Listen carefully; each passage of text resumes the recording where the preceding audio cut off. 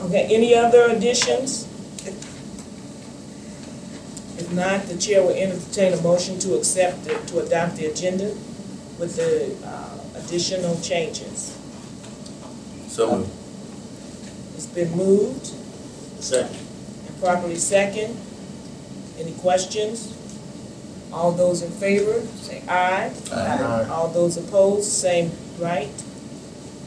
Motion is passed unanimously to adopt the agenda as printed. Do we have any public comments from citizens? Okay, no comments from citizens. Any elected officials? Not. We'll move on to the adoption of the minutes for June the 18th and the July 10th special meeting.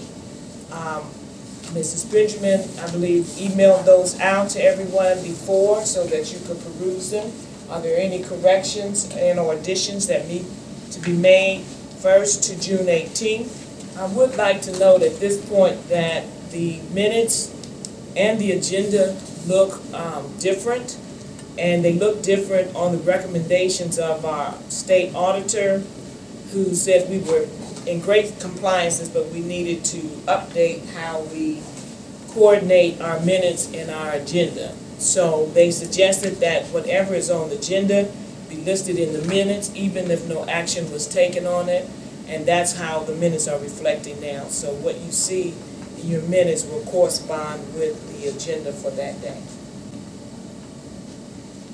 Okay, if there's no corrections or additions, I entertain a motion to accept the minutes for June the 18th. Offer a motion that we accept June 18th. Motion was made. Second. Second, properly second. Any questions? If none, please vote to pass by saying yay. Yay. Yay. All opposed have the same right. I only heard 2 yays. Oh, yeah. Two more. Okay. Get in there. Okay, so the motion was passed unanimously. Now for the special minutes for the special meeting that was held Thursday, July the 10th. Are there any questions and or additions for that set of minutes? If none, the chair will entertain a motion to accept the minutes as written for special meeting July 10th. Okay, motion was made. Second. Properly second. Any questions? If none, all those in favor say aye. Aye. All those opposed have the same right. Motion passed. Thank you very much. Now we're going to move on to the payment of bills. We have 2 invoices. Because we had suspended the meeting in July, we did not pay that invoice, and so now it's carried over to be done in conjunction with August. Are there any questions? Madam Chair, I make a motion that we pay the bill. A second. It's been moved and properly second that we pay the 2 submitted invoices. Any questions? If none, all those in favor say aye. Aye. All those opposed have the same right. Motion passed unanimously to pay the invoices. Okay, under old business, our first item is the Women's Hope Medical Clinic.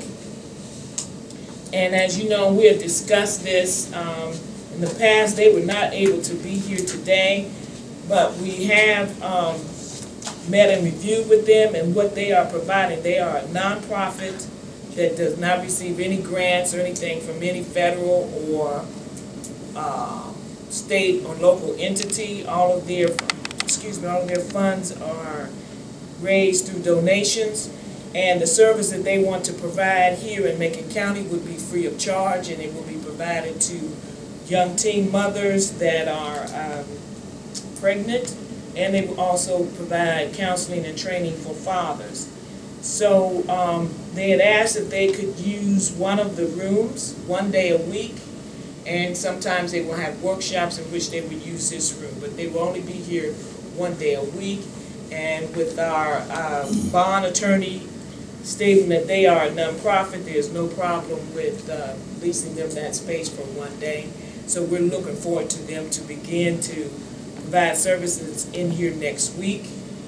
And all we have to do is sign an agreement with them. The agreement with them will be with the Macon County Healthcare Authority and not with Community Hospital. Okay, our next item of old business is proposed dates for board retreat. And although the formal introduction of Attorney Blevins is further down in the agenda, I did speak with him about the question that Mr. Rackley asked on whether there would be a conflict of interest for us to utilize Community Hospital. His initial response to me was that he didn't think it would be, since they would not be, there's nothing monetary for them to gain from us, since we've already signed a lease with them. We don't have any contracts up or pending for people to bid on, and that it was the retreat would have nothing to do with the management or direction of the community hospital. Am I stating that correctly, Attorney Blevins? Yes, Ms. Chairwoman, you are, and if we want to get more formal, I'll take a formal inquiry and give a formal opinion that the entire board can rely on. But my preliminary assessment was I didn't see any conflicts or any things that would pose a problem. Correct. And with having gotten that response from the attorney, I'm proposing that we choose either September the 12th or 13th or September 19th and 20th to hold our board retreat. General business, Mr. Lee. I mean, Mr. Chris. I didn't even catch that.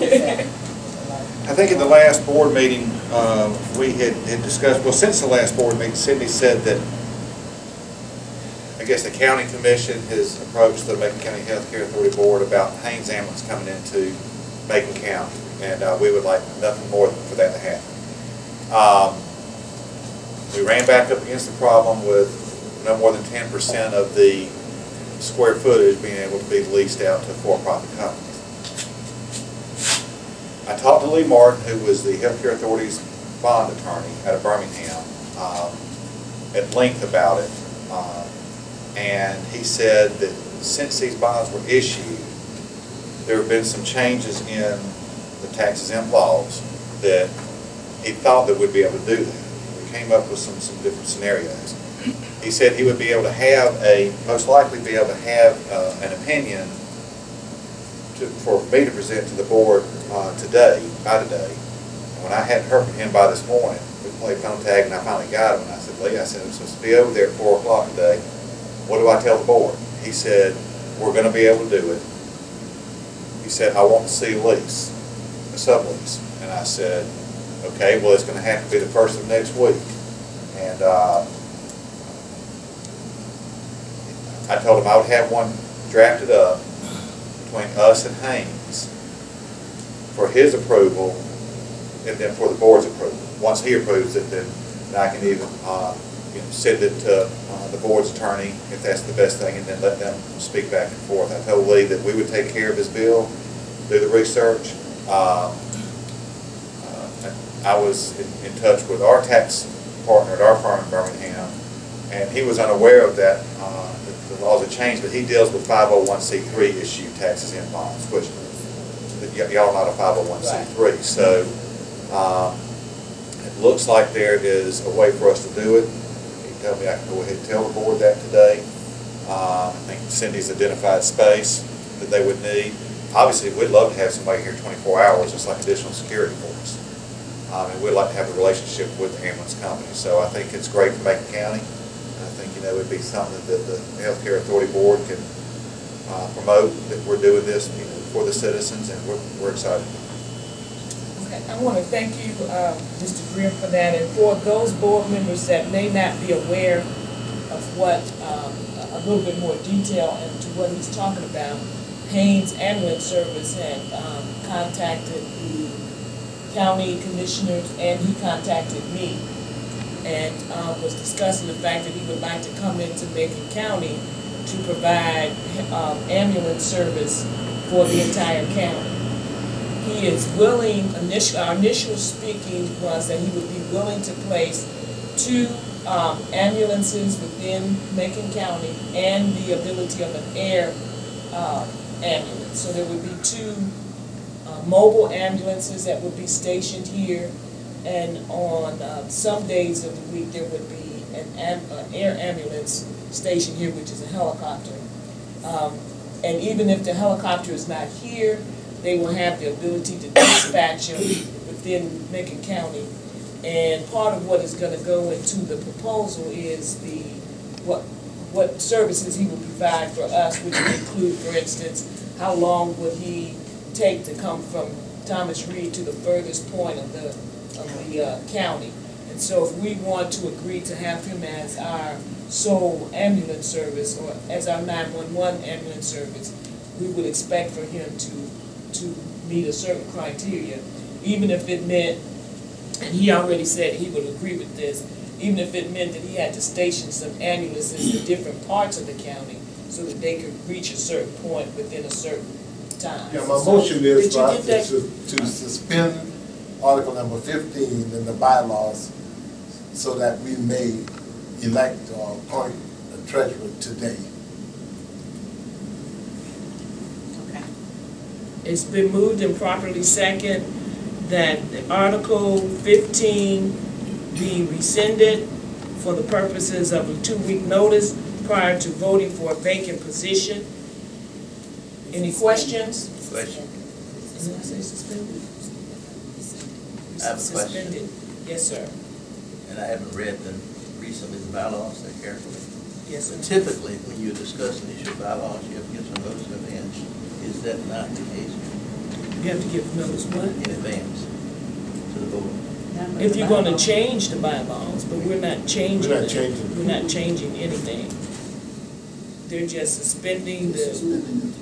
We have a motion on the floor that has been moved and second. Are there any other questions on that motion? If not, all those in favor say aye. Aye. No, those opposed have the same right. So we have, yeah, that's one, 2, 3, 4, 5 yeas and 1 nay. With the motion having passed, the chairman will entertain a motion to open up the floor for nominations. Madam Chair, I nominate Board Member Joe. Oh, for Take a nomination. motion. Okay, I move that we open the floor for nominations for the position of treasurer for the board. I second. It's been moved and properly second. Any questions? All in favor, say aye. Aye. All those opposed, nay. 1 abstention. Okay, we have 5 yeas and 1 abstention.